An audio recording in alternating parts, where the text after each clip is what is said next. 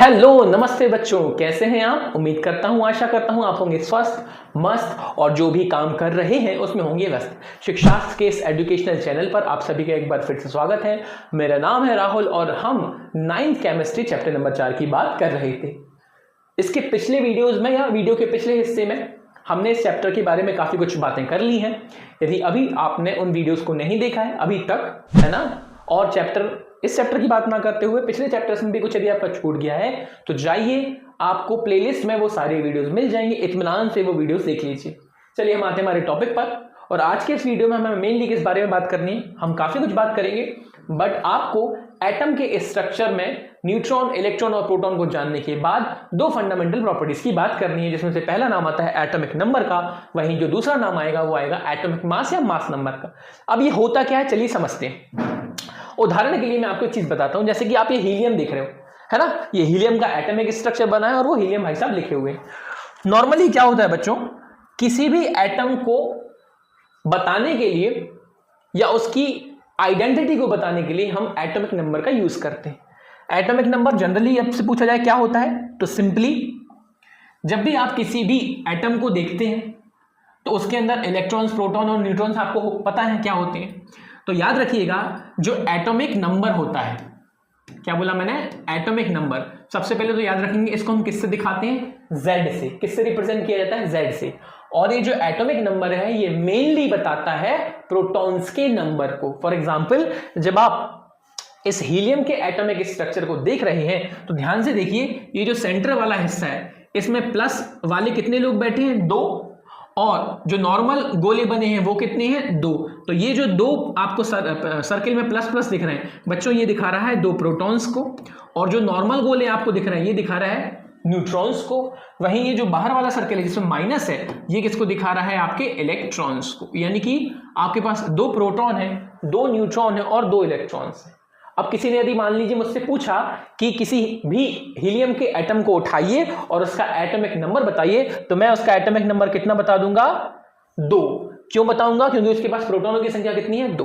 तो याद क्या रखना है आपको, एटॉमिक नंबर बेसिकली किसी भी एलिमेंट के प्रोटॉनों की संख्या को बताता है, पहली चीज। दूसरी चीज, ये एक फंडामेंटल प्रॉपर्टी होती है।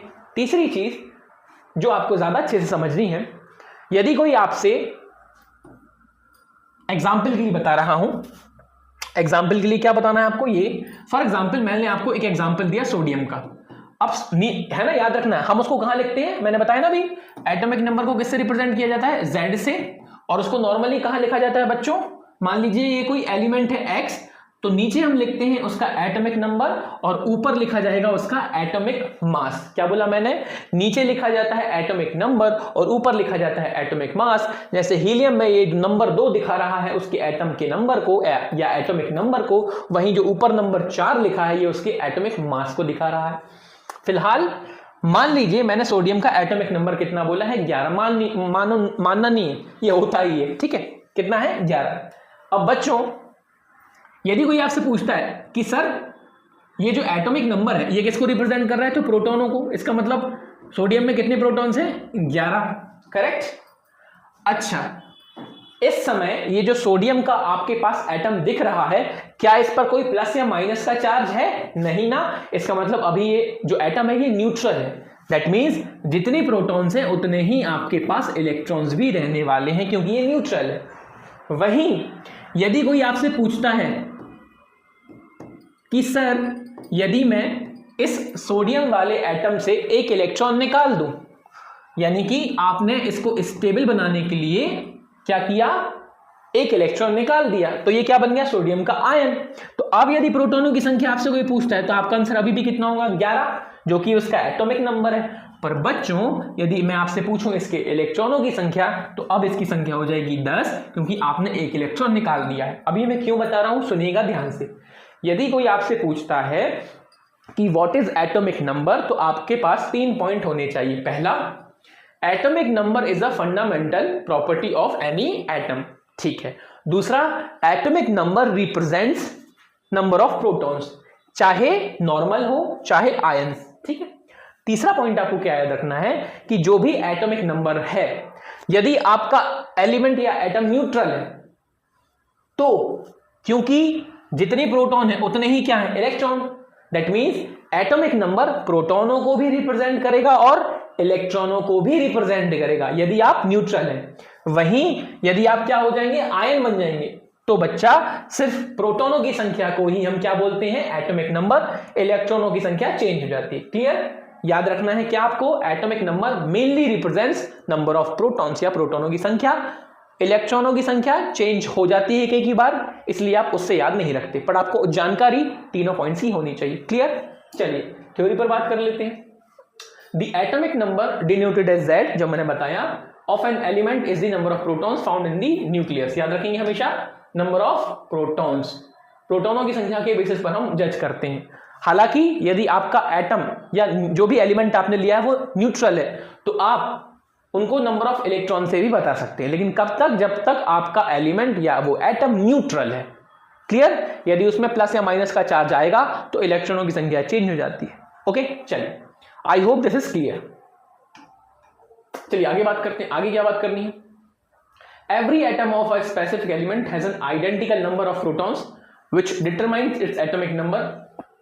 Different elements have distinct atomic numbers and atomic numbers are always whole numbers. इनका ये कहना है, थोड़ा सा ध्यान समझ लीजिए, every atom of a specific element has an identical number of protons. इनका मतलब ये है कि फॉर एग्जांपल आगे चल के आप एक चीज पढ़ोगे, कार्बन के आइसोटोप्स।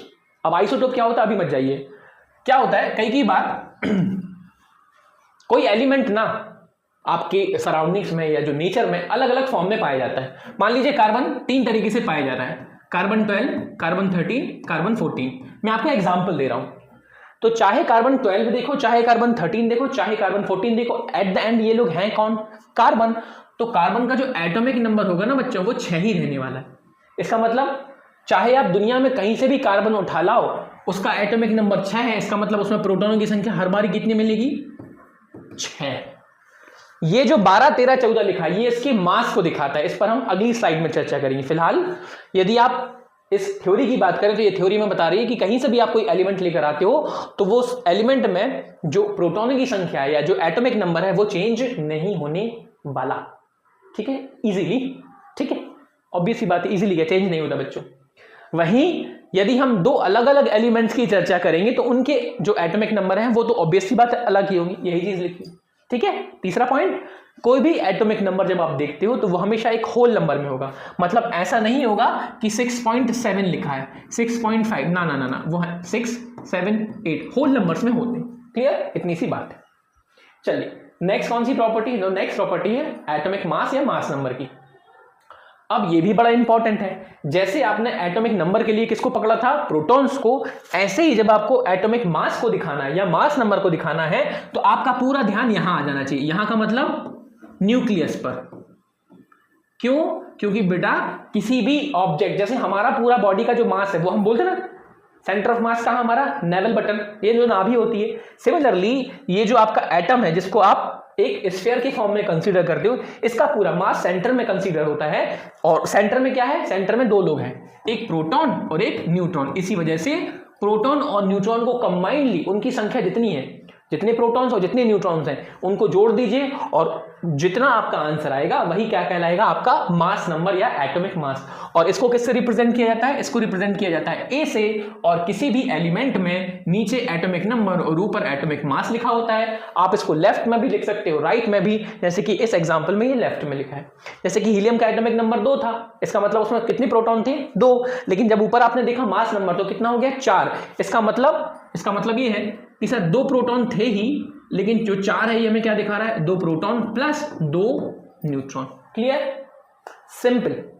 एटॉमिक मास का मतलब number of proton plus number of neutron. Clear? चलिए आगे बात करते हैं, क्या लिखा हुआ है। फॉर्मूला, कुछ फॉर्मूला नहीं होता बेटा, आपको सीधा जोड़ देना है, प्रोटॉन्स को न्यूट्रॉनों के साथ जोड़ देना, खत्म बात। एग्जाम्पल के लिए बात की जाए तो जैसे कि अभी आपको मैंने हीलियम को तो बता ही दिया, कार्बन की बात कर लें। जब आप कार्बन को देखते हो, कार्बन 6 ऊपर 12 लिखा है, तो ये 6 क्या दिखा रहा है, प्रोटॉन्स का नंबर। लेकिन ये 12 क्या दिखा रहा है, प्रोटॉन प्लस न्यूट्रॉन। इसका मतलब इसमें प्रोटॉन तो 6 थे ही, न्यूट्रॉन कितने हो गए, ये भी 6 ही हैं, तभी तो 6 और 6 मिलकर कितना आएगा, 12। सिंपल। ठीक है, चलो आगे बात करते हैं। ये एक रिप्रेजेंटेशन है किसी भी एलिमेंट का, Z A atomic number mass number, जो कि मैं आपको बता भी चुका हूं।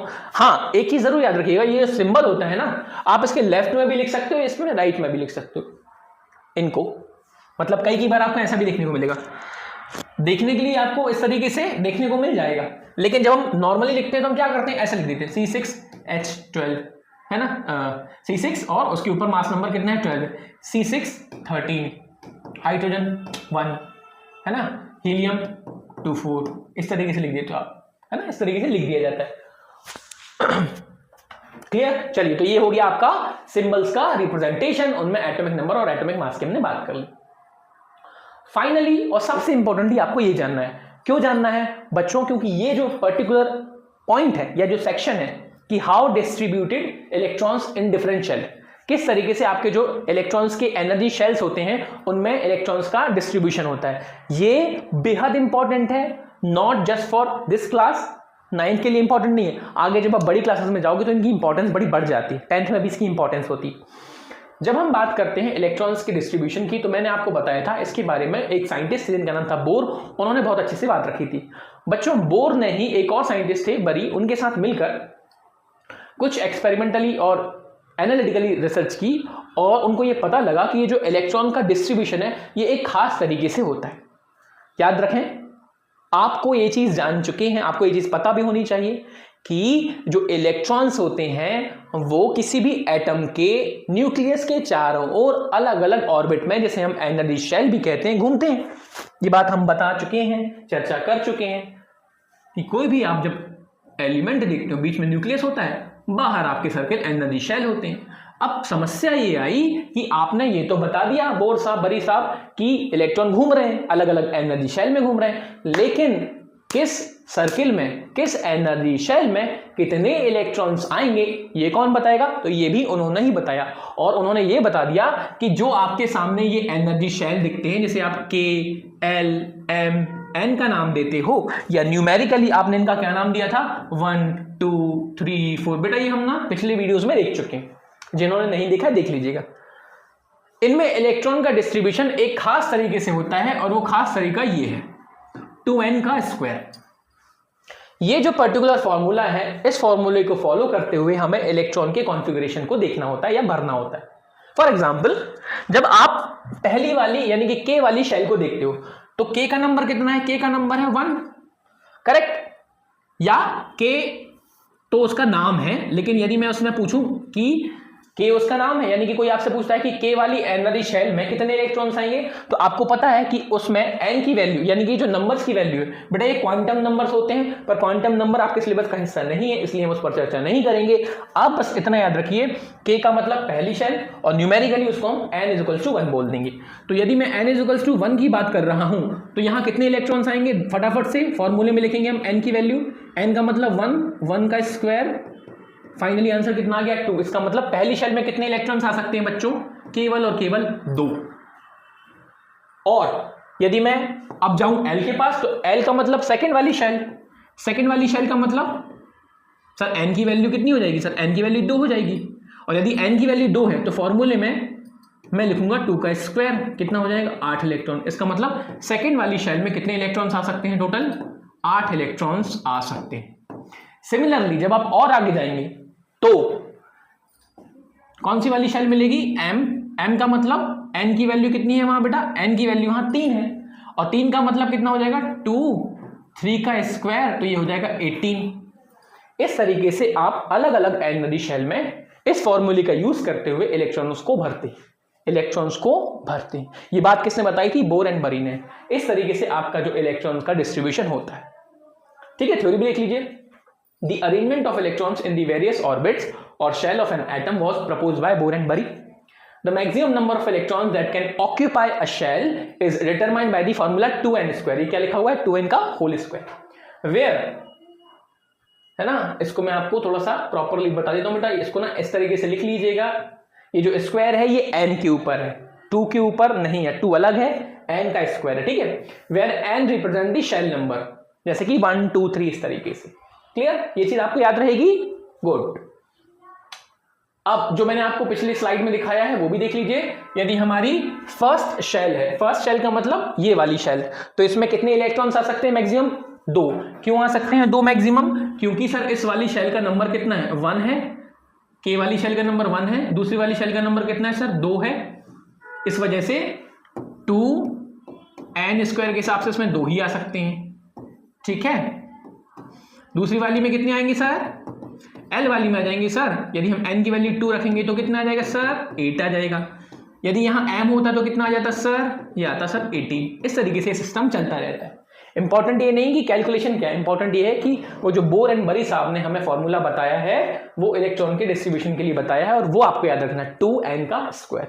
और यदि आपको वो याद रहेगा तो आप किसी को भी बता सकते हैं कि फर्स्ट शेल में कितने आएंगे, सेकंड में कितने आएंगे, थर्ड में कितने आएंगे, फोर्थ में कितने। क्लियर बेटा? ये जो इलेक्ट्रॉन्स की शेयरिंग, आपको शेयरिंग नहीं बोलूंगा, इलेक्ट्रॉन्स का जो डिस्ट्रीब्यूशन आपको बताया गया ना, इसी से रिलेटेड एक बहुत ही इंपॉर्टेंट पॉइंट आपके सामने है, और वो क्या है सुनिएगा ध्यान से। जब आप इन इलेक्ट्रॉन्स को भरते हैं, जब भी आप इन इलेक्ट्रॉन्स को डिस्ट्रीब्यूट करते हैं, भरते हैं, तो पहला पॉइंट तो आपको ये याद रखना है कि हमेशा और हमेशा पहले आपको K वाली शेल को भरना है, उसके बाद आपको L वाली शेल को भरना है, उसके बाद M और उसके बाद N। यानी कि जो इलेक्ट्रॉन्स को भरने का सीक्वेंस है ये बढ़ते हुए K L M N, यानी कि एनर्जी के बढ़ते हुए क्रम में होने वाला है, असेंडिंग ऑर्डर में होने वाला है। मतलब जैसे कि आपकी न्यूक्लियस से आप बाहर की तरफ जाओगे ना, K L M N, इस तरीके से आप इलेक्ट्रॉन्स को भरते हो। क्लियर? एक चीज तो याद रखना है। दूसरा सबसे इंपॉर्टेंट चीज आपको ये याद रखनी है कि जब भी आप किसी भी इलेक्ट्रॉन को डिस्ट्रीब्यूट करते हैं तो हर इलेक्ट्रॉन बोलो, हर एलिमेंट क्या चाहता है? हर एलिमेंट की खास चीज ये होती है, ये मतलब उनकी चाहत होती है कि हमारे पास फाइनली, या जो फाइनल स्टेट है, फाइनल एनर्जी शेल है, वहां कितने इलेक्ट्रॉन्स आ जाएं या कितने इलेक्ट्रॉन्स मिल जाएं? 8। क्या बोला मैंने? हर एलिमेंट अपने आप में ये चाहता है कि वो स्टेबल हो जाए। स्टेबल का मतलब जब भी उसके पास इलेक्ट्रॉन्स पहुंचे तो कुछ इस तरीके से पहुंचे कि उसकी जो बाहर वाली शेल है उसमें कितने इलेक्ट्रॉन्स आ सकें? 8 इलेक्ट्रॉन्स पहुंच जाएं। अब ये बात अलग है कि किसी एलिमेंट में ये होता है, किसी में ये नहीं होता है। जिसमें ये होगा कि उसके पास पूरे 8 इलेक्ट्रॉन्स पहुंच जाए, जैसे कि नियॉन, इसको हम बोलते हैं नोबल गैस कॉन्फ़िगरेशन या इनर्ट गैस का एलिमेंट। वहीं जिन एलिमेंट्स में ये नहीं हो पाता बेटा, वो नॉन इनर्ट गैस वाले एलिमेंट्स होते हैं। फॉर एग्जाम्पल, जब मैं आपसे पूछता हूं या मैं बताता हूं, नॉट पूछता हूं, कार्बन की बात करते हैं। कार्बन जो है वो कितना है? एटॉमिक नंबर वाइज 6 है। तो आपको पता है कि पहले वाली शेल में कितने इलेक्ट्रॉन्स आ सकते थे? 2, मैंने डाल दिए। उसके बाद वाली शेल में कितने आ सकते थे सर? 4। क्यों? क्योंकि सर 2 और 4। इसका मतलब क्या ये कार्बन का एलिमेंट स्टेबल या नोबल गैस कहलाएगा? नहीं, क्योंकि इसके पास लास्ट में 8 इलेक्ट्रॉन नहीं। एक और चीज याद रखिए, यदि आपके पास केवल एक ही शेल है, फॉर एग्जांपल हीलियम का एटॉमिक नंबर होता है बच्चों 2। जब ये हीलियम अपने इलेक्ट्रॉन्स को बिठाना चाह रहा था, क्योंकि इसके पास केवल एक ही सर्किल होता है, तो इसके पास केवल 2 ही इलेक्ट्रॉन रखने की क्षमता होती है। दैट्स वाई हीलियम को भी हम नोबल गैस मानते हैं, स्टेबल मानते हैं। यदि आपके पास केवल एक ही एनर्जी शेल है तो आप 2 में स्टेबल हो जाओगे, और यदि आपके पास एक से ज्यादा है, मतलब बाहर आ गया, L M N पर पहुंच गए, तो आपके पास 8 इलेक्ट्रॉन्स होने चाहिए स्टेबिलिटी के लिए। क्लियर? चल थ्योरी पर बात कर लेते हैं, क्या लिखा हुआ है। The outer most shell also known as the valence shell. अच्छा, ये चीज बता देते हैं, कैन अकोमोडेट मैक्सिमम 8 इलेक्ट्रॉन्स। बेटा ये जो मैंने आपको बताया है ना कि कोई भी आउटर मोस्ट शेल होती है जिसमें इलेक्ट्रॉन्स डिस्ट्रीब्यूटेड होते हैं, इन्हें हम वैलेंस शेल बोलते हैं। क्या बोलते हैं? वैलेंस शेल बोलते हैं, या इसे आप इलेक्ट्रॉन वैलेंस शेल भी बोल सकते हो। जो भी आपकी आउटर मोस्ट शेल है, फॉर एग्जांपल हीलियम की बात करें, हीलियम के पास 2 इलेक्ट्रॉन है, तो यही उसकी क्या कहलाएगी? वैलेंस शेल या इलेक्ट्रॉन वैलेंस शेल। नियॉन के पास कितने हैं टोटल? नियॉन का एटॉमिक नंबर 10 होता है, 2 अंदर है और 8 बाहर है। करेक्ट? तो बाहर वाली जो शेल है उसमें कितने इलेक्ट्रॉन्स है? 8। करेक्ट? कार्बन की बात करें, कार्बन के बाहर कितने होते हैं? कार्बन के बाहर होते हैं 4। इसका मतलब इसकी वैलेंस शेल में कितने इलेक्ट्रॉन्स हैं? 4। क्लियर? ये चीज याद रखेंगे। Electrons fill the inner shell first before occupying the outer shell, मतलब कि पहले K को भरा जाएगा फिर L को, मतलब एनर्जी के बढ़ते हुए या असेंडिंग ऑर्डर के फ्लो में। ओके, ऑलरेडी हम ये बात कर चुके हैं। अब देखो आपके सामने एग्जांपल दिए गए, हाइड्रोजन से लेकर पूरा नियॉन तक। इसका एटॉमिक नंबर होता है बच्चा 1, ये 2, ये 3, ये 4, ये 5। अरे ये क्या हो गया, गलत हो गया, रुक जाइए, इसको अपन सही कर लेते हैं, कोई दिक्कत की बात नहीं है। 1 2 3 4 5 6 7 8 9 अब 10। याद रखिएगा पहले आपने किसको रखना है, पहले रखना है आपको फर्स्ट शेल वाले इलेक्ट्रॉन्स को, उसके बाद यदि वो अंदर वाली शेल यानी कि K वाली शेल भर जाए तब आप जाएंगे L, M और N की तरफ। अब देखो यहां हाइड्रोजन के पास कितना इलेक्ट्रॉन था, 1, इसलिए उसके पास केवल और केवल कौन सी वाली शेल में इलेक्ट्रॉन भर दिया अपन ने, K। इधर देखो हीलियम के पास कितने हैं, 2, K में ही आ गए, क्यों, क्योंकि K में कितने आ सकते थे, 2, L में कितने आ सकते थे, 8, M में कितने आ सकते थे, 18, N में कितने आ सकते हैं, 32। कैसे पता भाई, फॉर्मूला 2n²। इंपॉर्टेंट ये नहीं है, इंपॉर्टेंट ये है कि जब आप हाइड्रोजन और हीलियम को देखते हो तो इसके पास कितने इलेक्ट्रॉन्स हैं, 2, लेकिन इसके पास कितना है, 1। अब हमें पता था कि K के पास कितने आ सकते हैं, 2, और 2 का मतलब वो स्टेबल कहलाएगा क्योंकि उसके पास केवल K वाली शेल है। तो हीलियम स्टेबल होता है इसलिए वो नोबल गैस कहलाता है, पर हाइड्रोजन स्टेबल नहीं होता है। वहीं और नीचे आइए, अब हम गए लिथियम के पास। लिथियम के पास कितने इलेक्ट्रॉन्स हैं, 3, एटॉमिक नंबर क्योंकि 3 होता है, प्रोटॉन्स भी 3 है। अब बच्चों पहली वाली शेल में हमने कितने इलेक्ट्रॉन्स भर दिए, K वाली में 2, क्योंकि 2 ही आ सकते थे। लेकिन उसके बाद जैसे ही हम L के पास पहुंचे तो L के पास टोटल आ कितने सकते थे, 8, लेकिन भाई साहब के पास केवल कितना बैठा है अभी, 1, क्योंकि टोटल ही 3 है ना, तो ये भी क्या है, अनस्टेबल। ऐसे ही बेरिलियम देख लीजिए, बोरॉन देख लीजिए, कार्बन देख लीजिए, है ना, ये हो गया अपना नाइट्रोजन। ऑक्सीजन को देखो ध्यान से, अब ऑक्सीजन के पास टोटल कितने हैं, 8 इलेक्ट्रॉन्स हैं, 2 K वाले में गए और बाकी किस में गए, L में। अब L में कितने हैं टोटल, 2, 2 4 और 2 6, बस होने कितने चाहिए थे, 8, तो ये भी क्या है, अनस्टेबल है।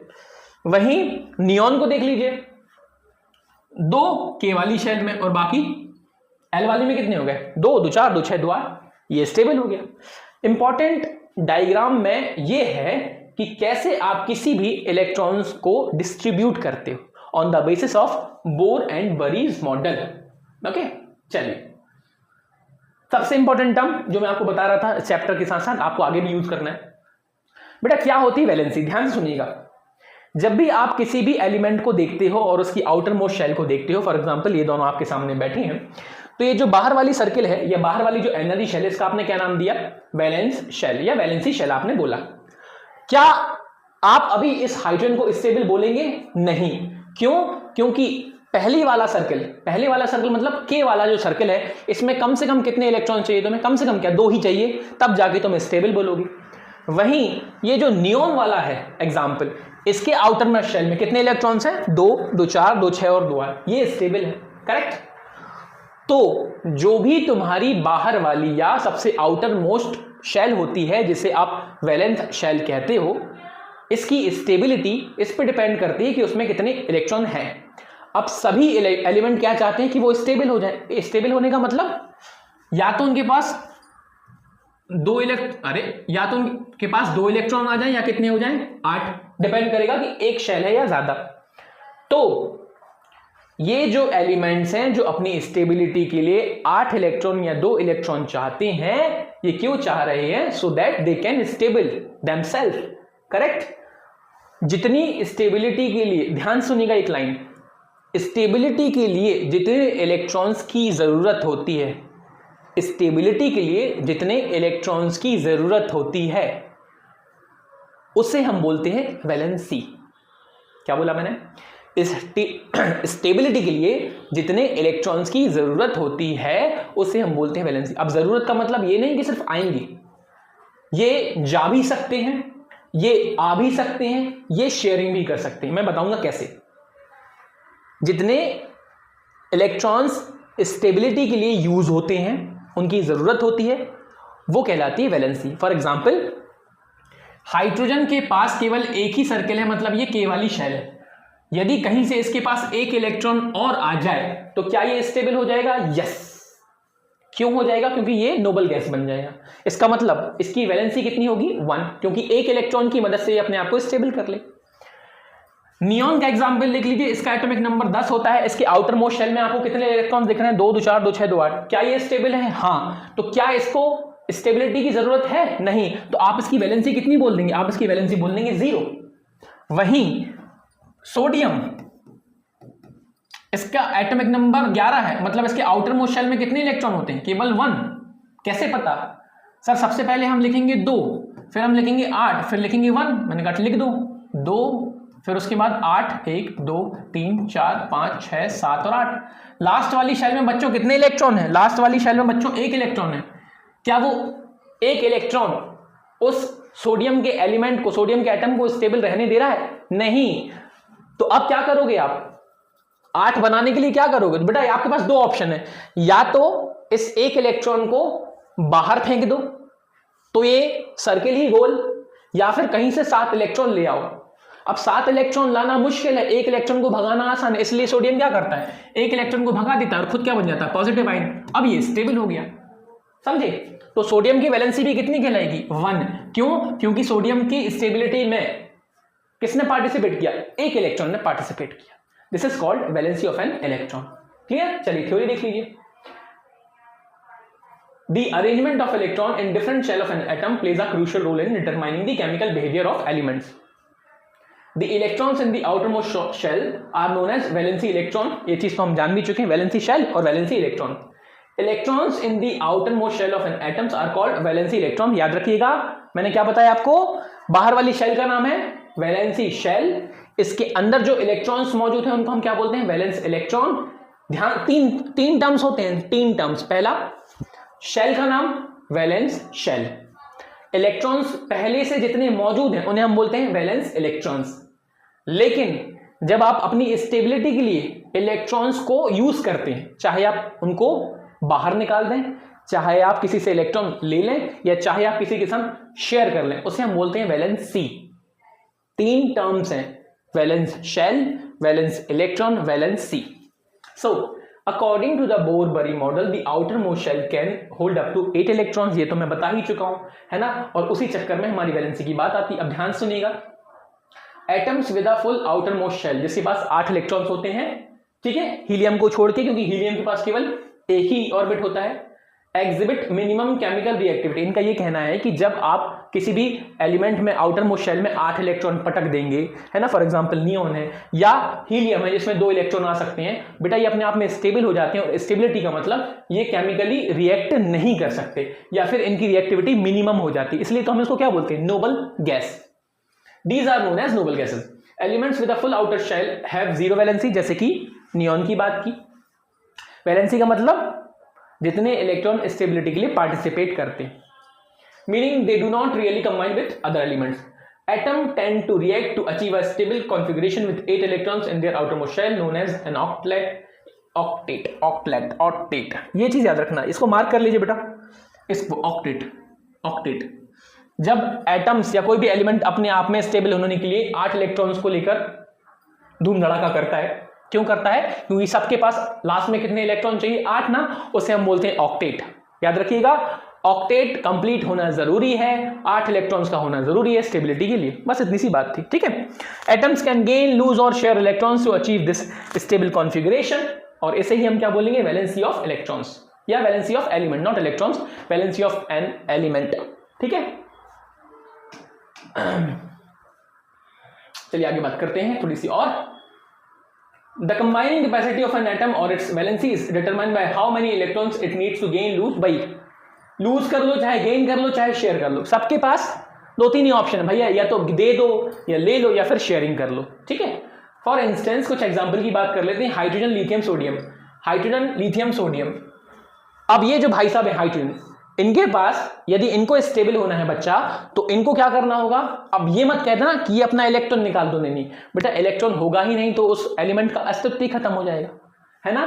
तो या तो ये क्या करे, कहीं से एक एलिमेंट को, कहीं से एक इलेक्ट्रॉन को ले ले, या फिर अपनी एक इलेक्ट्रॉन की शेयरिंग किसी के साथ कर ले। मुद्दा ये नहीं है कि क्या करना है, मुद्दा ये है कि यदि इसको स्टेबल होना है तो इसको कितने इलेक्ट्रॉन का पार्टिसिपेशन जरूरी है, एक ना, दैट मीन्स इसकी वैलेंसी कितनी कहलाएगी, एक। सोडियम का एग्जाम्पल मैंने दिया था, सोडियम के एग्जाम्पल में भी क्या हो रहा था, सोडियम के एग्जाम्पल में भी सेम सीन हो रहा था, ठीक है, कि सोडियम हमें क्या बोल रहा था कि मेरे पास टोटल लास्ट में कितने इलेक्ट्रॉन फंस रहे हैं, एक। इसका मतलब यदि मैं निकाल दूं, इसको कहीं और पार्टिसिपेट करा दूं तो मैं स्टेबल हो जाऊंगा, इसका मतलब इसकी वैलेंसी कितनी कहलाएगी, एक। वहीं मैग्नीशियम की बात करें तो मैग्नीशियम में यही काम दो इलेक्ट्रॉनों के कारण होता है। जो मैग्नीशियम होता है ना बच्चों, इसके आउटर मोस्ट शेल में, यानी कि जो सबसे बाहर वाली शेल होती है, इसमें दो इलेक्ट्रॉन फंसे होते हैं। अब दो इलेक्ट्रॉन अपने आप को अनस्टेबल करवाने लगते हैं, तो अब या तो इन दो इलेक्ट्रॉन्स को भगा दो या कहीं से 6 इलेक्ट्रॉन ले आओ, तो दो इलेक्ट्रॉन्स को भगाना आसान होता है। इसका मतलब यदि आपसे कोई पूछता है कि मैग्नीशियम की वैलेंसी कितनी होगी तो आपका आंसर होगा 2, ठीक है, ये चीज आपने याद रखना है। सिमिलरली एल्यूमिनियम की कितनी होती है बच्चों, 3। ये कुछ एग्जांपल्स हैं जो आपके सामने रखे गए है ना। फॉर एग्जांपल आप ऑक्सीजन को देख लो, अब ये ऑक्सीजन है, इसके पास आउटर मोस्ट शेल में कितने हैं, 6 हैं, दिख रहे हैं आपको। तो यदि मैं आपसे पूछता हूं, चलो एक बार हम सारी बातें कवर भी कर लेते हैं, यदि मैं आपसे पूछता हूं इसको क्या बोलेंगे, आखिरी वाले सर्कल को, तो आपका आंसर क्या होगा, वैलेंस शेल। फिर किसी ने पूछा इसमें वैलेंस इलेक्ट्रॉन कितने हैं, तो आपका आंसर होगा सर 6। अच्छा, फिर किसी ने पूछा वैलेंसी कितनी होगी, तो वैलेंसी का मतलब कितने इलेक्ट्रॉन्स का यूज करके ये स्टेबल हो सकता है, तो पहले से 6 हैं, कहीं से यदि इसके पास 2 आ जाएं तो 8 हो जाएंगे। अब बच्चा 2 आना आसान है, 6 को भगाने से अच्छा है, तो इसकी वैलेंसी कितनी कहलाएगी, 2। क्यों, क्योंकि जैसे ही कहीं से इसके पास 2 इलेक्ट्रॉन्स आ जाएंगे तो ये हो जाएगा स्टेबल, इसलिए इसकी वैलेंसी कितनी होगी, 2। क्लियर। चलिए, ये कुछ बेसिक एग्जांपल है, फ्लोरीन का हो गया, ऑक्सीजन का हो गया। So valency is a measure of an atom's combining capacity which is determined by the number of electrons it needs to complete its outermost shell.